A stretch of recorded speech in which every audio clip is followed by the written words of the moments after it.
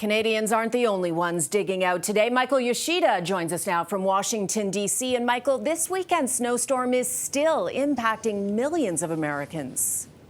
Heather, Cynthia, you're exactly right. From the southern part of the United States to the nation's capital to the northeast, millions impacted by this winter storm. That heavy snow, that ice causing devastating damage and deaths as the recovery and cleanup is just beginning.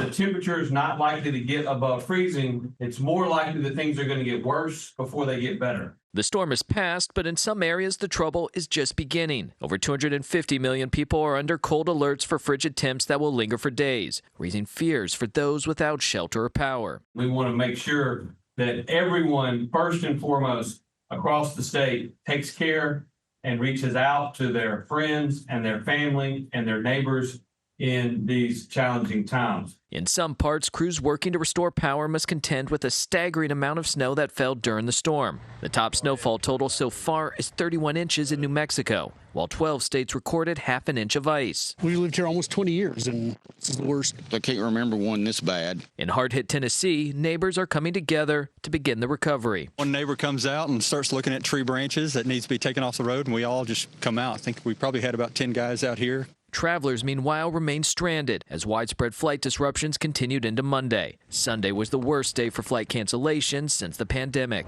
Just wait in the you guys wait here in the airport because there's nowhere else to go. We can't get any Ubers, we can't find any hotels. This is the warmest place we've got, and this is the coldest I've ever been.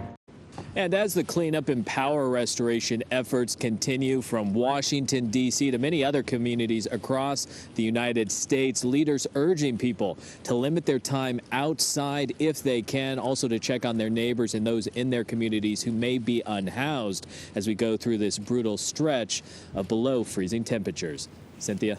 And Michael, the storm has stopped, but ice damage is still a very real threat. Can you tell us more about that?